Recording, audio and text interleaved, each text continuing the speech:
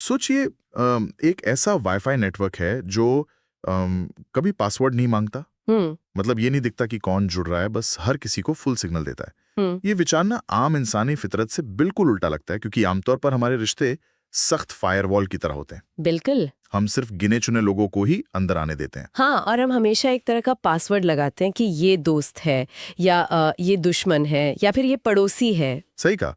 हम लोगों को श्रेणियों में बांटने की इतने आदी हो चुके हैं ना। हम्म। पर ये ओपन वाईफाई वाली मानसिकता कोई आधुनिक विचार नहीं है। जी, और इसी पर आज की इस गहन चर्चा में हम बात करें।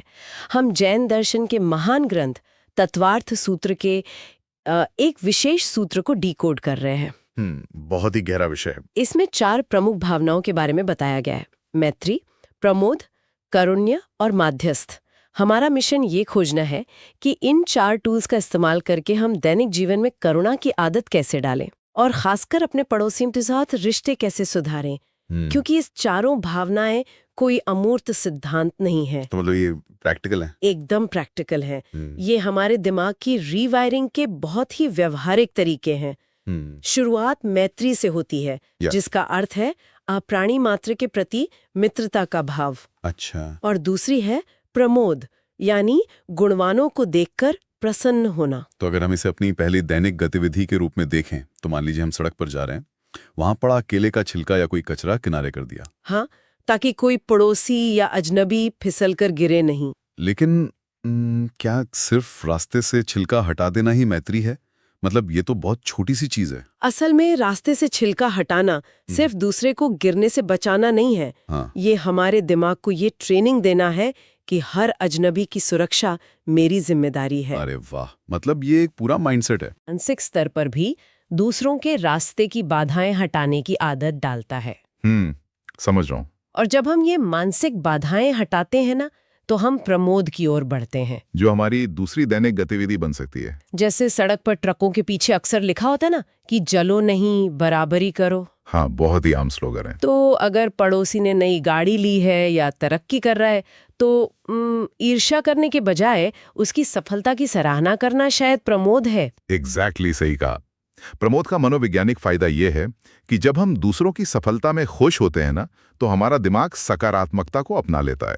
पर अच्छे लोगों के साथ या जो तरक्की कर रहे हैं उनके साथ खुश होना तो फिर भी आसान है। हाँ, वो तो है। लेकिन जब लोग मुश्किल में हों या हमारी बात न सुने, तब क्या करें? क्योंकि असली दिक्कत तो वहीं आती है। यहीं पर संतुलन बनाने के लिए अकारुण्य यानी दुखियों के प्रति दया और मध्यस्थ काम आती है। मध्यस्थ का मतलब है विपरीत बुद्धि वालों के प्रति तटस्थता। तो कारुण्य को हम एक तीसरी दैनिक गतिविधि बना सकते हैं? क्या? बिल्कुल बना सकते हैं। स्त्रोत में एक बड़ा दिलचस्प प्रसंग आता है जहां एक राजा दान बांट रहा था, लेकिन एक व्यक्ति बार बार अपनी जगह पीछे वालों को दे रहा था क्योंकि उन्हें ज्यादा जल्दी थी। अच्छा, यानी हम भी कतार में, जैसे स्टेशन या पार्किंग में, किसी जल्दबाजी वाले या जरूरतमंद व्यक्ति को अपनी जगह दे सकते हैं। जी बिल्कुल। और अब बात करते हैं सबसे चुनौतीपूर्ण भावना की, जो है माध्यस्थ। ये चुनौतीपूर्ण क्यों है? मान लीजिए आपका कोई पड़ोसी गलत दिशा में जा रहा है। आप उसे अच्छी सलाह देते हैं पर वो नहीं मानता। मध्यस्थ का मतलब है कि उस पर क्रोध ना करना। यार, यह मुझे थोड़ी उलझन है। अगर वो पड़ोसी ठोकर खाने के बाद वापस आता है और अपनी गलती मानता है, तो उसे बिना मैंने तो पहले ही कहा था बोले माफ कर देना, क्या मानव स्वभाव के लिए सबसे कठिन काम नहीं है ना?